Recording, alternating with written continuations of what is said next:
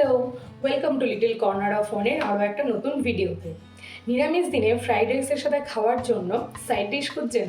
তাহলে এই ভিডিওটা আপনারই জন্য। চলুন তাহলে বানিয়ে ফেলি চিলি পনির, তাও আবার পেঁয়াজ রসুন ছাড়া আর একটু অন্যরকমভাবে। 350 গ্রাম পনির কেটে তাতে 2 চামচ আদা লঙ্কা বাটা, নুন পরিমাণ আর রঙের জন্য ছোট চামচের 2 চামচ কাশ্মীরি লঙ্কা গুঁড়ো আর 2 চামচ কর্নফ্লাওয়ার দিয়ে ভালো করে মেখে নিয়ে 10 মিনিটের জন্য রেখে দিতে হবে। আমি এখানে লঙ্কা কিন্তু মিহি করে পেস্ট করিনি, একটু গোটা গোটা রেখেছি।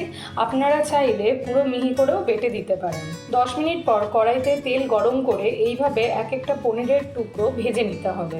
আমি কিন্তু এখানে কর্নফ্লাওয়ারের স্লারি ইউজ করিনি বা কোনো রকম জলও ইউজ করিনি। কর্নফ্লাওয়ারের ব্যাটারে পনির ভেজে তো অনেকবার খেয়েছেন, একবার এইভাবে ট্রাই করে দেখতে পারেন, আশা করি ভালো লাগবে। পনিরগুলোকে আমি একটু কড়া করে ভেজে নিয়েছি, আপনাদের যদি মনে হয় আপনারা আরেকটু কম কড়া করে ভাজতে পারেন। এবার একটা বাটিতে 4 চামচ ভিনিগারে লঙ্কা কেটে এইভাবে ভিজিয়ে নিয়েছি, আর তাতে 2 চামচ no onion no garlic tomato ketchup আর ছোট চামচের 1 চামচ সাদা তেল ভিজিয়ে রেখেছি।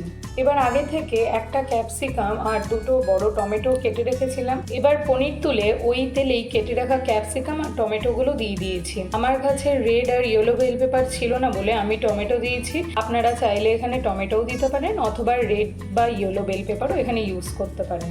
কিছুটা আদা দিয়ে ব্যাস।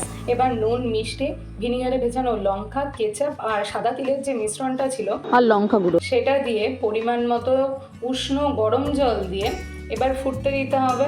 জলটা ফুটে উঠলে ভেজে রাখা পনিরগুলো দিয়ে তাকে আরেকবার ফুটতে দিতে হবে। ফুটে উঠলে 1 চামচ কর্নফ্লাওয়ার জলে গুলে তাতে দিয়ে দিতে হবে আর সাথে সাথে নাড়তে হবে। আর নামানোর আগে সামান্য পরিমাণ ধনেপাতা কুচি এখানে দিয়েছি। ব্যাস রেডি চিলি পনির। আর নামানোর আগে সামান্য একটুখানি সাদা তিল ওপর থেকে ছড়িয়ে দিয়েছি। এই চিলি পনিরটা কিন্তু নিরামিষ ফ্রাইড রাইস বা রুটি পরোটার সাথেও খুব ভালো লাগবে। ব্যাস লাঞ্চ বা ডিনারে রেডি নতুন রকমভাবে চিলি পনির। কমেন্টে অবশ্যই জানাবেন রেসিপিটা কেমন লাগলো আর বাড়িতে ট্রাই করতে ভুলবেন না। আবার দেখা হবে নতুন আরেকটা ভিডিওতে। আজকে আসি তাহলে, টাটা।